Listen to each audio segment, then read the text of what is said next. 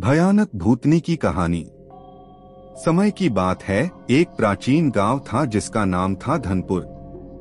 धनपुर चारों तरफ से घने जंगलों से घिरा हुआ था और उसकी प्राकृतिक सुंदरता के बावजूद वहां एक भयानक रहस्य छिपा हुआ था जो लोगों के मन में भय पैदा करता था। यह रहस्य था एक भूतनी की कहानी जिसने गांव के हर कोने में खलबली मचा रखी थी। गांव के बुजुर्गों के अनुसार यह भूतनी बहुत समय पहले गांव में एक लड़की थी जिसका नाम था माया।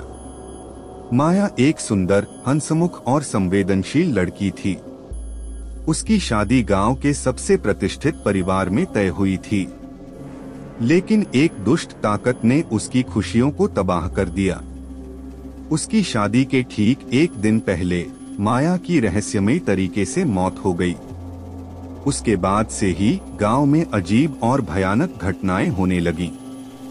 लोग कहते थे कि रात में उन्होंने माया की आत्मा को देखा है, एक भूतनी के रूप में। लोग कहते थे कि चांदनी रात में एक सफेद साड़ी पहने, लंबे काले बालों वाली स्त्री गांव के चारों तरफ मंडराती है। उसकी आंखें चमकती हैं और उसके चेहरे पर एक गहरी उदासी दिखती है। गांव के पुजारी पंडित हरिहर नाथ ने बताया, मैंने खुद माया की आत्मा को देखा है। उसकी आंखों में गहरी उदासी और दर्द दिखता है।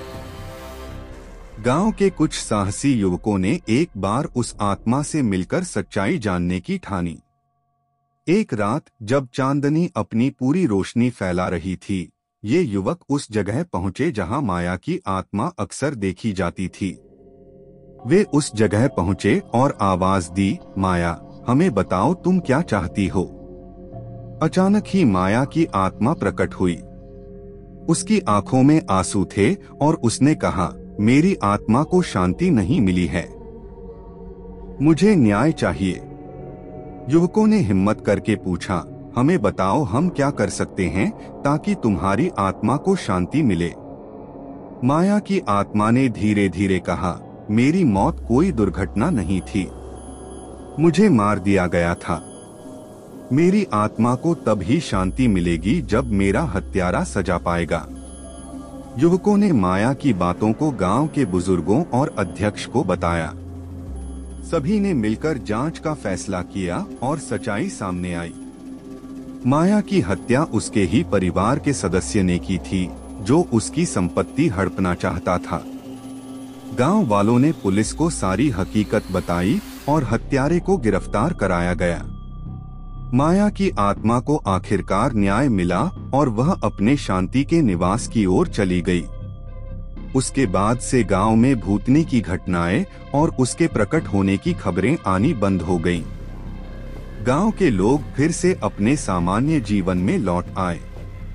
इस प्रकार भूतनी की कहानी ने लोगों को सत्य और न्याय की शक्ति दिखाई। माया की आत्मा को उसका हक मिला और गांव फिर से सुख शांतिपूर्ण बन गया।